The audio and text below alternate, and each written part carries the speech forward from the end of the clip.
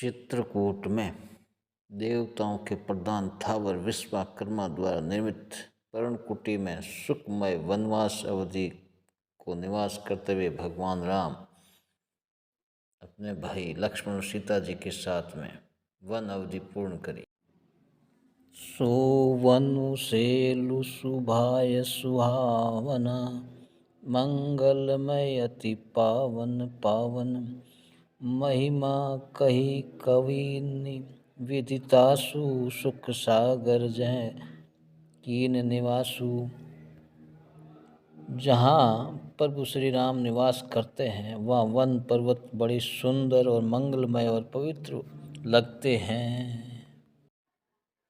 चित्रकूट में रहते हुए पयोधी तजी अवध विहाई जहाँ सिय लखनऊ राम रहे आई कही न सकई सुषमा जसी कानन जो सत सहस होई सहसासन क्षीर सागर को त्याग अयोध्या को छोड़ जहाँ सीता राम और लक्ष्मण निवास करे उस वन की शोभा का बखान हजार मुख वाले शेष लाखों शेष जी द्वारा नहीं किया जा सकता है।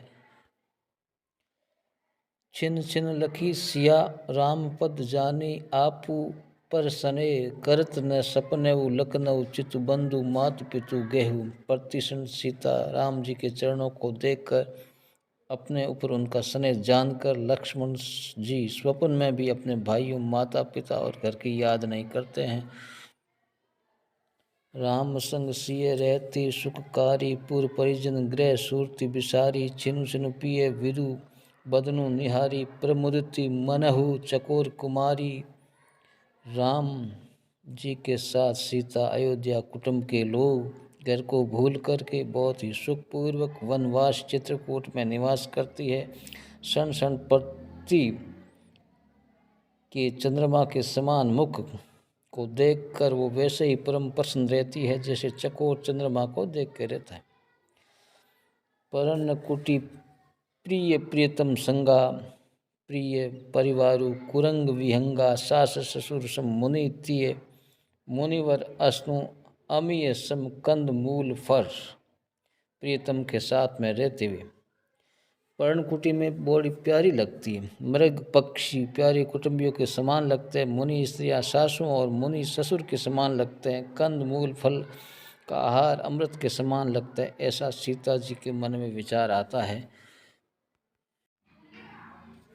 सिय लखन जय विधि सुख लहई सोई रघुनाथ करई सो कही पुरातन कथा कहानी सुनाई लखनऊ सिय अति सुख मानी।